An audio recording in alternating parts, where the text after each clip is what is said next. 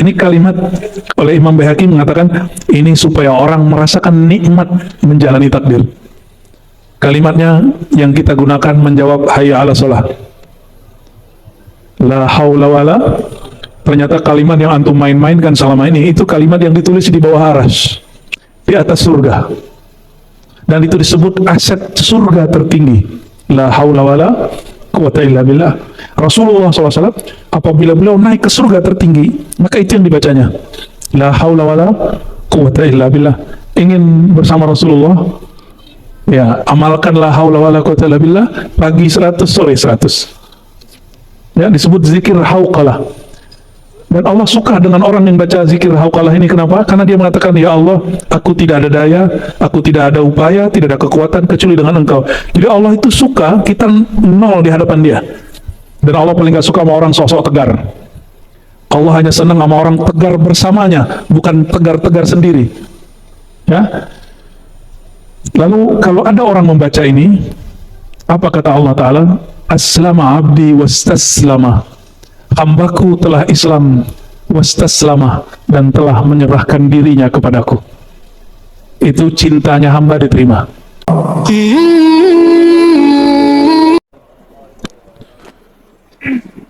Alhamdulillahilladzi a'anana ala dzikrihi wa faddalana ala hubbihi wa khassana bi nubuwwati habibihi sallallahu alaihi wasallam. Asyhadu an la ilaha illallah wa asyhadu anna Muhammadan abduhu wa rasuluh.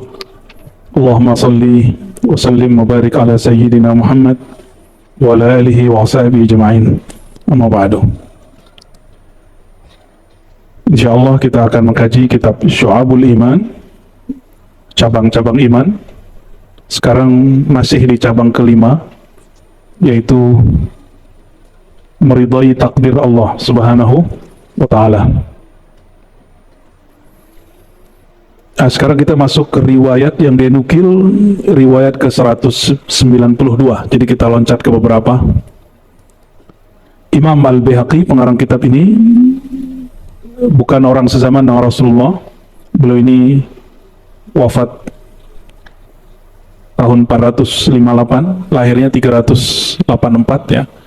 Jadi bukan zaman salafus soleh, tapi sudah di awal khalaf ya.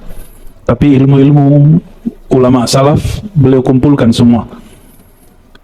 Imam Al-Baihaqi sama dengan Bukhari, beliau mengkompilasi hadis, dikumpulkan hadis dan dijadikan kitab-kitab hadis yang kita kenal hari ini, Sunan Al-Baihaqi. Pernah dengar? Sunan Al-Baihaqi itu lebih dari 10 jilid. Sahih Bukhari hanya 4 jilid. Sedangkan Sunan Al-Baihaqi judulnya As-Sunan Al-Kubra, itu lebih dari 10 jilid tergantung penerbitnya. Sedangkan kitab ini juga lebih dari 5 jilid. Jadi semua kitab beliau ditulis dengan metode ahli hadis. Ahli hadis itu kalau menulis menyebutkan nama gurunya, dari gurunya sampai kemudian kepada sumber riwayat. Jika itu Rasulullah, disebut dari Rasulullah SAW. Metode sanad itu sekarang disebut dengan body note. Kalau yang dipakai di kampus-kampus Islam biasanya footnote, di kaki, catatan kaki. Sedangkan ini biasanya diringkas menjadi body note. Di UI itu biasanya saya lihat disertasi di dalam teks ya. Itu metode ahli hadis, dan metode itu hanya dilakukan oleh ulama-ulama muslimin dan belum pernah dilakukan oleh agama manapun sebelumnya. Maka kita bersyukur menjadi umat Nabi Muhammad SAW. Sebelum masuk ke kitab ini, mari kita baca suratul Fatihah. Semoga Allah Ta'ala meridai kita semua. Al-Fatihah. Bismillahirrahmanirrahim. Ya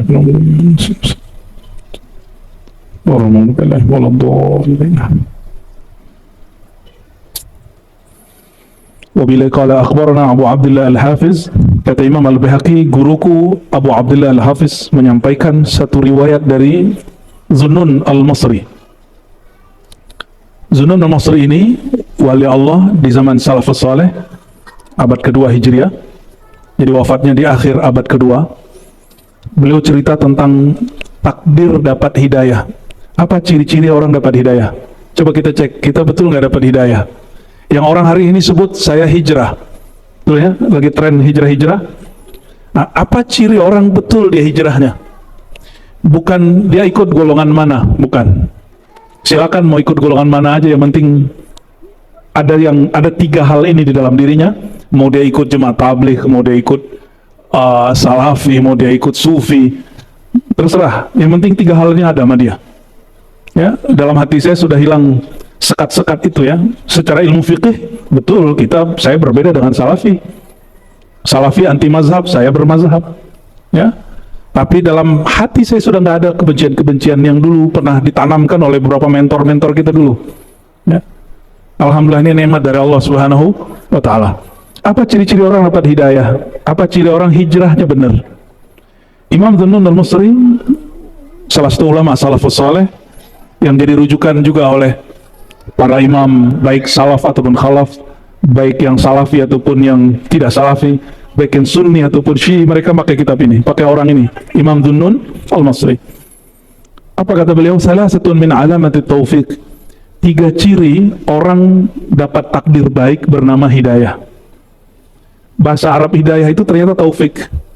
Kalau kita penutupan pidato, wabillahi taufik wal hidayah, itu artinya sama. Ya, wabillahi taufik wal hidayah. Bedanya, taufik itu secara bahasa wafaqa yuwaffiqu taufiqan, artinya kesesuaian batin kita dengan petunjuk Allah Subhanahu wa Ta'ala. Sedangkan hidayah itu petunjuk itu sendiri. Ya. Maka bagus sekali kalau ada orang namanya taufik. Ya, ada namanya taufik sini. Nggak ada ya? Apa ciri-ciri orang dapat hidayah? Apa ciri orang hijrahnya benar? Pertama, coba ini dicatat. Diingat-ingat kalau nggak dicatat. Kalau bahasa Arabnya al-wuqu' fi amalil birri bil isti'dadil lahu.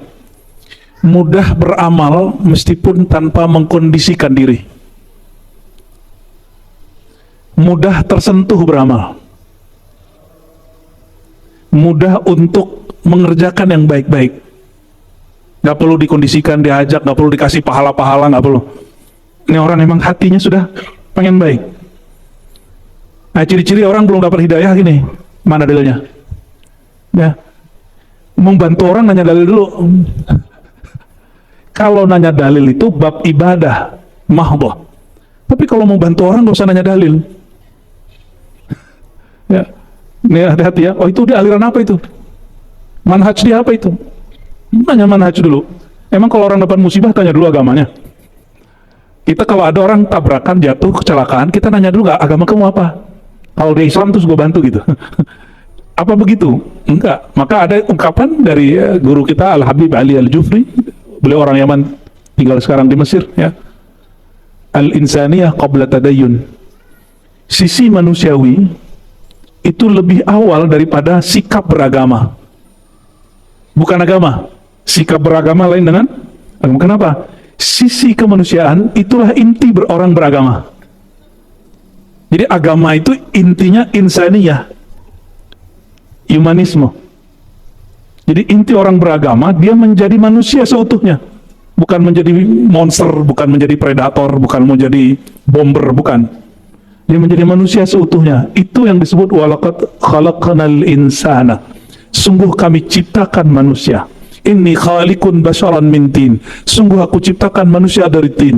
Lalu di tengah ayatnya disebutkan, setelah aku sempurnakan nafakhtu fihi min ruhi, aku hembuskan padanya rohku. Jadi inti agama itu orang jadi manusia, bukan jenis baju pakaian, enggak ya. Coba hari ini gampang beramal enggak? Apa gampang curiga sama orang? Ngasih 2.000 doang curiganya sampai mati. Wah, itu dia pengemis itu, kalau dia kita kasih jadi rumah gede itu di kampungnya itu ya.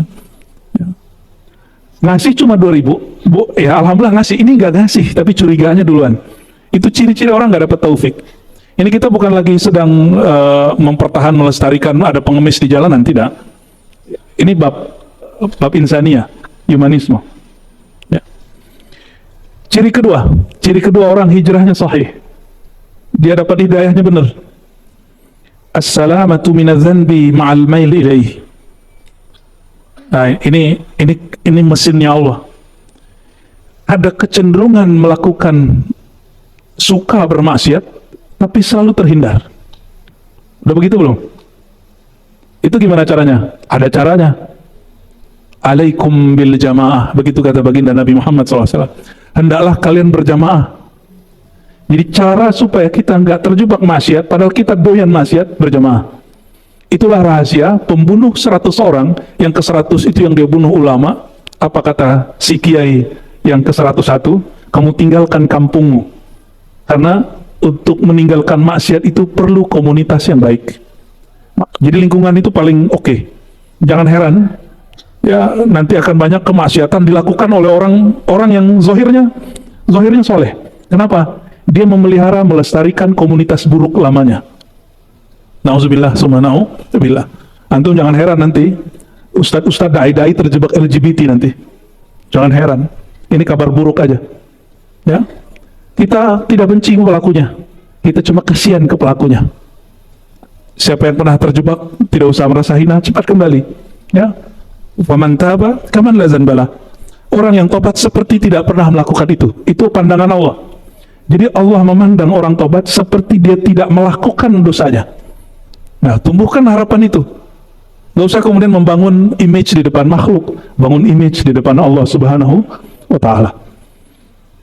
Jadi selamat. Mau maksiat terhindar. Kenapa?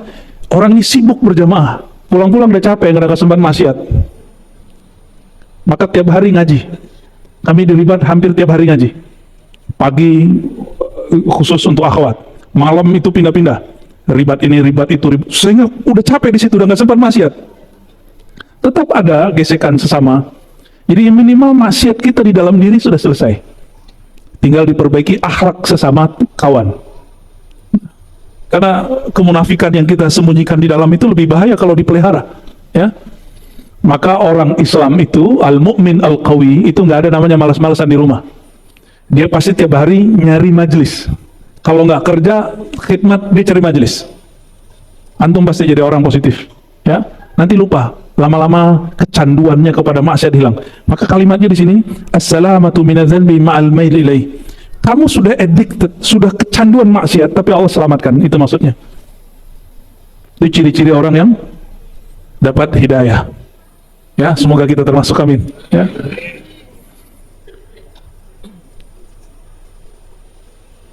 Wastikhraj ad-du'a wal ibtihal. Mudah hati itu untuk melafazkan doa-doa yang positif. Ciri-ciri orang hijrahnya benar. Dia nggak suka ngancem orang pakai doa. Dia suka membuka rahmat, pintu rahmat dengan doa. Sudah begitu belum? Gampang putus asa nggak? Celakalah aku. Suka ngomong gitu nggak? Matilah aku. Atau matilah kau. Nah, sama aja gitu. Celaka kau. Cuma karena beda faham pergerakan, kita neraka-nerakain orang coba. Saya sedih sekali, cuma karena perbedaan ideologi. Di Indonesia ada NU Muhammadiyah, ya, ada apa lagi? Ya, yang resmi, yang nggak resmi jangan disebut, apalagi udah dibubarin. Ya, NU Muhammadiyah, santri, kemudian perkotaan kan beda. Ada Ikhwanul Muslimin, ada Jemaah Tabligh, ada Salafi, ada Sufi. Perbedaan-perbedaan ini kalau kita lihat, jangan kemudian mengatakan oh orang itu terlaknat gitu ya. Mubahalah aja gitu, dikit-dikit mubahalah. Mubahalah itu bukan sesama muslim. Mubahalah itu kepada non-muslim yang mengaku dirinya bertuhan kepada Allah dan merasa dirinya benar, baru kita mubahalah. Maka kalau ada orang Islam ajak mubahalah, itu orang jahil. Orang jahil, berarti dalam diri dia ada merasa paling benar. Dan itu penyakit. Itu penyakit kibriyah namanya, kesombongan. Dan itu penyakit iblis.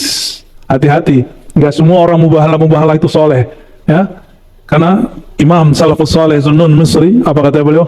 Ciri-ciri orang-orang yang dapat hidayah, dia membuka pintu rahmat dengan doa. Bukan ancaman, bukan menutup. Ya. Berarti kalau dibalik, ciri-ciri orang nggak dapat hidayah apa? Kalau dibalik, sulit diajak berbuat baik. Walaupun dari kasih dalil. Apalagi, yang kedua. Kalau tadi doyan maksiat tapi nggak sempat maksiat gitu. Nah, kalau ini apa? Maksiat doyan, selamat nggak selamat.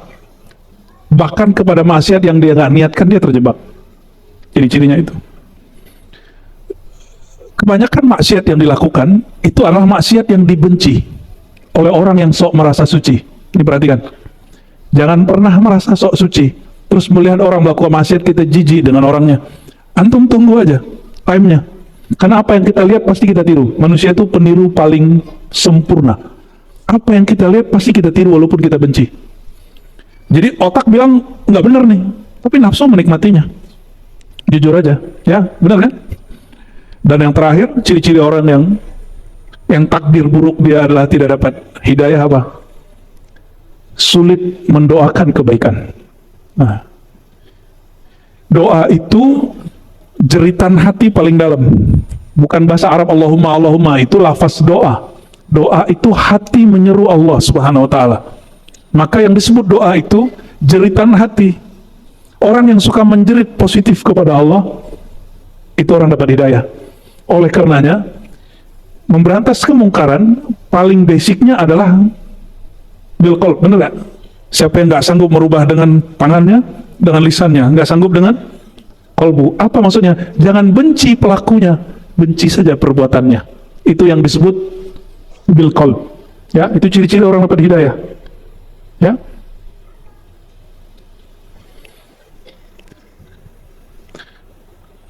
Berarti hidayah itu takdir. Takdir, cuma kita diberi kesadaran untuk memilih. Kesadaran ini bahasa Arabnya al-kasab, usaha. Usaha ini yang nanti dipertanggungjawabkan di hadapan Allah Subhanahu wa taala, ya.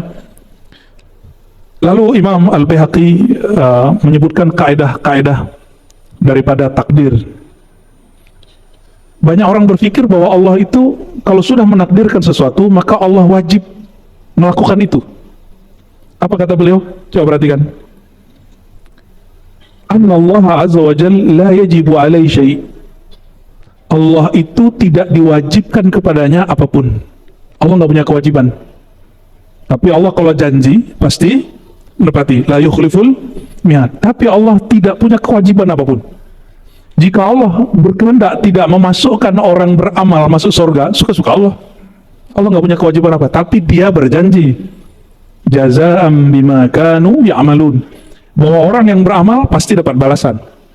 Tapi Allah tidak diwajibkan oleh seorang pun kecuali dirinya mewajibkan dirinya.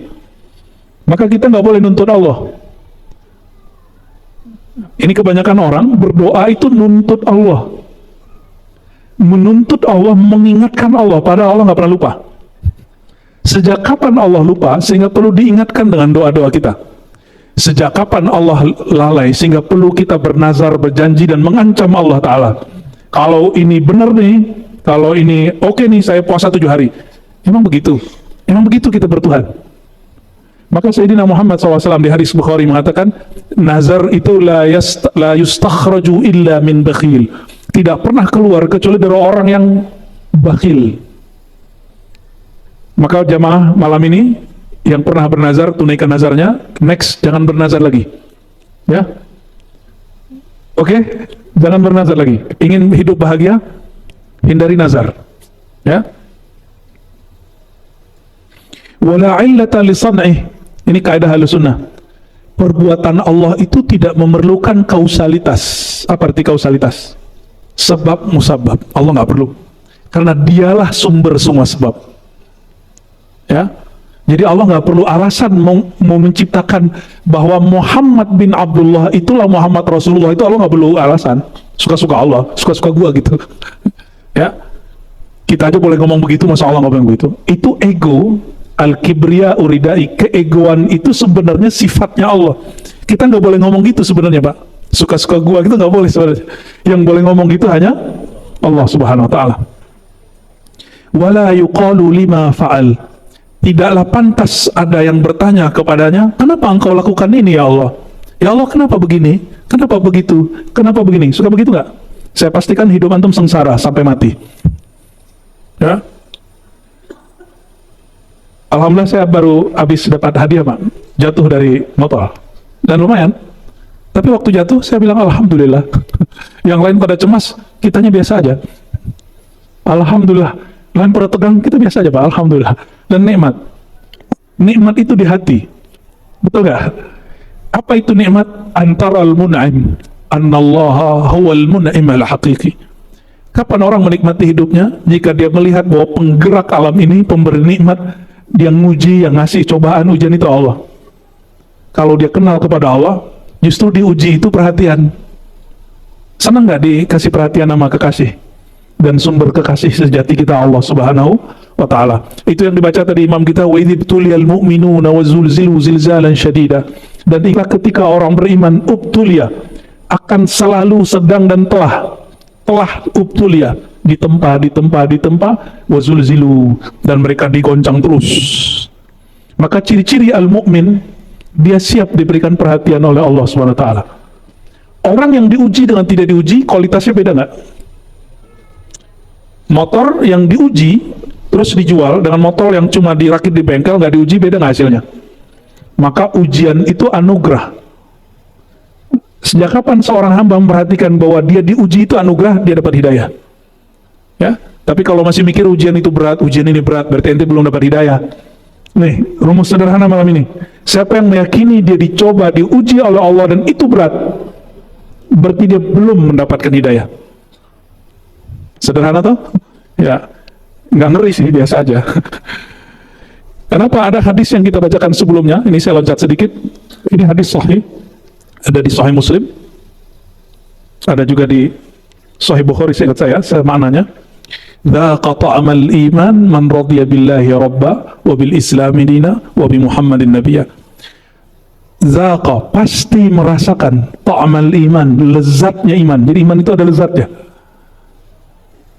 Iman itu makanannya kolbu, berarti dia ada rasa, ada zauk. Dzaqa, kata bendanya zauk. Maka istilah zauk digunakan oleh para ahli zikir, ahli tasawuf, ternyata diambil dari hadis yang sahih, hadis Imam Muslim ini. Dzaqa ta'amal iman, akan merasakan zauk manis nikmatnya iman. Tiga saja. Man radiya billahi rabbah, yang dia menerima takdir Allah seutuhnya. Sudah terima belum? Nerimo. Ridho itu senang. Apa ciri-ciri orang ridho? Satu saja. Diberi yang pahit, rasanya sama dengan saat dia diberi manis. Batinnya sama. Di lisan boleh beda. Saya mau tanya, cabai itu pedas atau manis? Kenapa doyan? Kenapa ridho? Karena sudah tahu. Ya, sudah tahu. Maka takdir itu senikmat itu. Senikmat makan pakai cabai hijau. Allahumma sholli ala Muhammad. Lalu beliau menukil hadis-hadis untuk memotivasi orang supaya kuat membaca takdir Allah. Apa kata beliau? Dari Abu Hurairah, Nabi Muhammad SAW bersabda, Ala u'allimuk, maukah engkau aku ajarkan, ala kalimatin min tahtil arsh, dengan satu kalimat yang Allah terbitkan kalimat itu langsung di bawah arsy. Min kanzil jannah, ada di perbendaharaan tertinggi surga. Kalimatnya kita sudah dengar dari kecil. Ini kalimat oleh Imam Baihaqi mengatakan, ini supaya orang merasakan nikmat menjalani takdir. Kalimatnya yang kita gunakan menjawab hayya ala sholah. La haula wala. Ternyata kalimat yang antum main-mainkan selama ini, itu kalimat yang ditulis di bawah arsy, di atas surga. Dan itu disebut aset surga tertinggi. La haula wala quwata illa billah. Rasulullah SAW apabila beliau naik ke surga tertinggi, maka itu yang dibacanya. La haula wala quwata illa billah. Ingin bersama Rasulullah? Ya, amalkan la haula wala quwata illa billah pagi 100, sore 100. Ya, disebut zikir hauqalah. Dan Allah suka dengan orang yang baca zikir hauqalah ini. Kenapa? Karena dia mengatakan, ya Allah, aku tidak ada daya, aku tidak ada upaya, tidak ada kekuatan kecuali dengan Engkau. Jadi Allah itu suka kita nol di hadapan dia. Dan Allah paling gak suka sama orang sok-sok tegar. Allah hanya senang sama orang tegar bersamanya, bukan tegar-tegar sendiri. Ya. Lalu kalau ada orang membaca ini, apa kata Allah Ta'ala?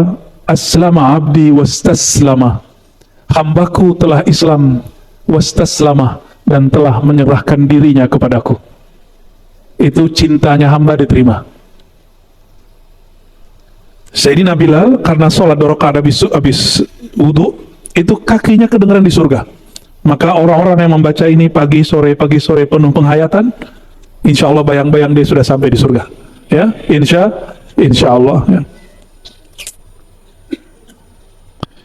Bagian terakhir yang mau saya sampaikan, kebanyakan kita kalau kejadian sesuatu sering ngomong gini, seandainya. Mungkin sudah pernah dengar hadisnya, tapi sekarang kita baca hadisnya dari sumbernya langsung ya. Ini ada di Sahih Muslim, ada juga di riwayat yang lain dan juga di Al-Baihaqi. Apa kata Nabi Muhammad SAW? Al-mu'min al-qawi khairun wa ahabbu ilallah min al-mu'min al-dhaif. Mukmin yang kuat, yang tegar, lebih baik dan lebih dicintai Allah daripada mukmin yang lemah. Berarti ada mukmin yang lemah. Iman itu di kolbu atau di badan? Berarti persoalan kuat di sini kuat kolbunya atau kuat badannya? Kalau orang kuat kolbunya, pasti badannya dia jaga. Ya. Kalau orang cuma kuat badannya, belum tentu kuat kolbunya. Banyak yang tubuhnya kekar, tahu-tahu melehoi. Jangan hanya melatih fisik, latih juga kolbu kita. Wa fi kullin khairun. Bagi seorang mukmin, ini kaidah Nabi yang berkalab, wa fi kullin khairun. Dalam segala hal itu ada kebaikannya. Benar ya? Kita dapat musibah nih kata orang, tapi kita menemukan satu hikmah. Itu kebaikan. Ihris ala ma yanfa'uk.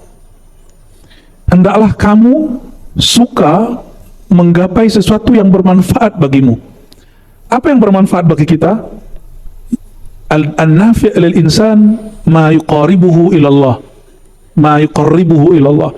Yang bermanfaat bagi manusia, sesuatu yang mendekatkan dia kepada Allah Subhanahu wa ta'ala. Wasta'in billah wa la ta'jaz. Jangan melempem, jangan melemah. Wasta'in billah, kalau ada urusan kita jatuh bangun minta tolongnya kepada Allah. Wa la ta'jiz. Jangan mundur di tengah jalan. Maka teman-teman di majelis saya ajak ke gunung. Nanti kelihatan mana yang mundur di tengah jalan, mana yang terus. Aki-aki kita ajak naik gunung. Alhamdulillah ada yang mundur, ada yang maju. Ya sekarang mundur, besok nggak boleh mundur gitu. Itu pembentukan karakter.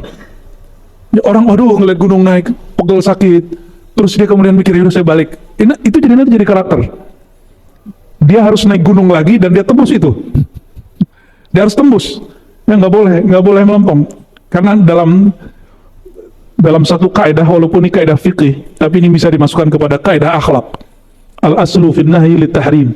Pada dasarnya larangan itu haram. Apa kata Nabi SAW? Wala ta'jiz. Jangan mundur di tengah jalan. Jangan merasa lemah di tengah jalan. Wa in asabaka syarrun fala taqul law anni fa'altu kaza. Ini adab.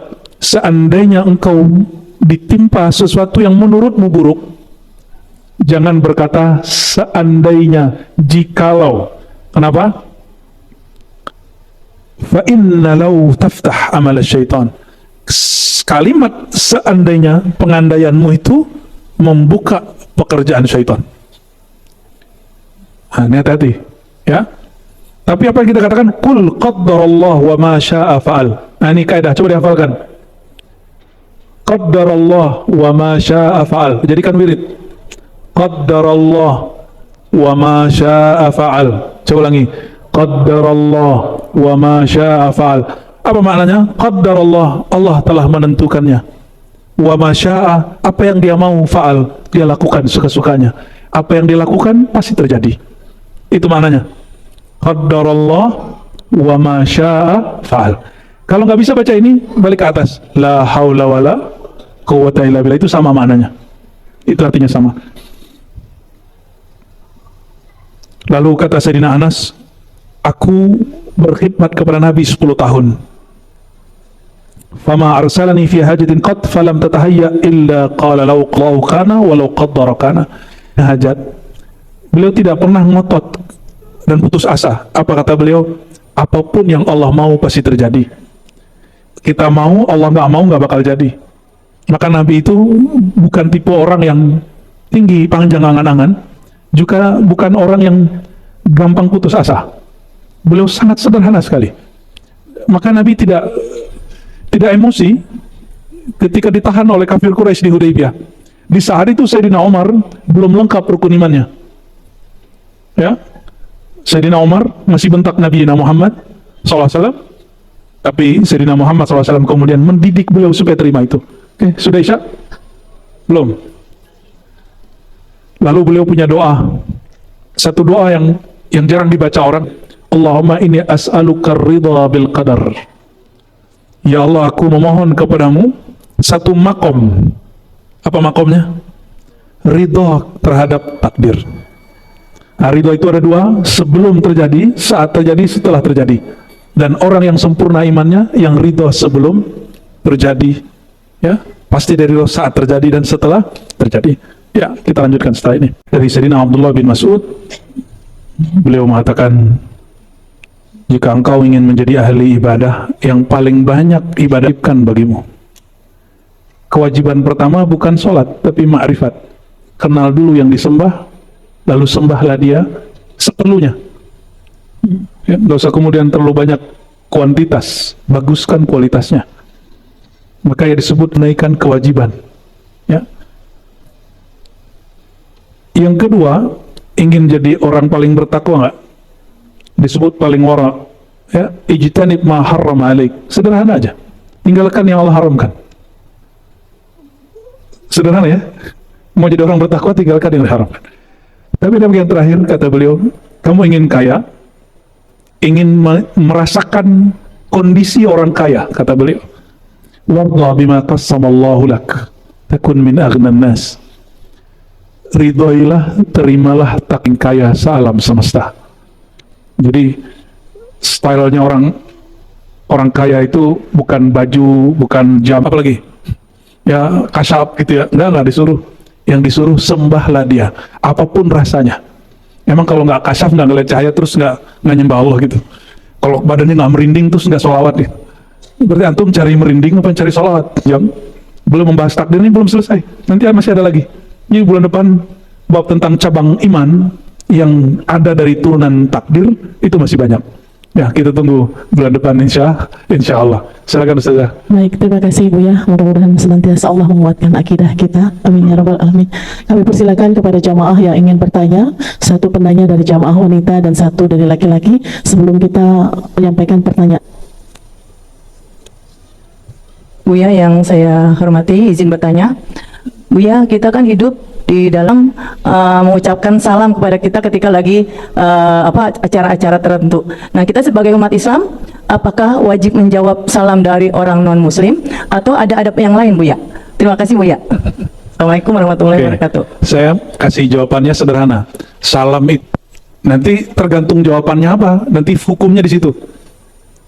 Kita bukan ngasih satu jawaban, jawabannya nanti dua. Salam itu sapaan. Betul nggak? Kita nyapa orang dengan doa, selamat pagi, ya gitulah ya, atau ibadat. Karena nanti ngikut antara NU Muhammadiyah ini. Karena MUI, bukan Muhammadiyah, MUI menganggap salam itu bagian dari ibadah. Maka MUI mengharamkan salam lintas agama, lintas budaya. Kenapa? Khawatir terjebak kepada pembenaran akidah orang lain. Jika itu maksud MUI, benar fatwanya, haram. Tapi NU dan juga ulama Al-Azhar, Darul Ifta yang di Mesir, itu dua institusi, Al-Azhar lain dengan Darul Ifta, mereka membolehkan salam lintas agama. Karena bukan bagian dari ibadat, bagian dari muamalat. Muamalat itu al-aslu, ya, pada dasarnya, ya, fil muamalat itu lil ibahah. Aslu fil amri lil ibahah. Pada dasarnya perkara muamalat itu boleh. Tergantung nih, ibu yang mana? Kalau kita bukan pejabat, bukan orang yang multikultural, bukan orang yang plural, nggak perlu. Ya, makanya saya walaupun tidak mengharamkan bab itu, tapi saya tidak melakukannya. Karena saya nggak memerlukannya. Kita bukan direktur apa, bukan menteri mana juga. Tapi kalau mereka pejabat-pejabat publik, itu sudah dicontohkan oleh ulama-ulama Al-Azhar dan mereka melakukan itu. Gereja Koptik sekedar mengucapkan selamat hari raya Nabi kita, Nabi Isa, nggak bilang selamat hari lahir Tuhan, bukan. Dan itu tidak mungkin dilakukan oleh ulama-ulama besar itu, ya. Tapi saya nggak pernah menyampaikannya, hanya ingin Jamaah mengerti kenapa fatwa itu berbeda, karena cara pandangnya beda. Nah, dan ini wajib dibuka sekarang supaya umat tidak lagi bingung kenapa institusi-institusi keagamaan ini berbeda pandangan. Supaya kita kemudian paham, oh MUI babnya ini, NU babnya ini, Al-Azhar babnya ini. Saudi babnya bab akidah.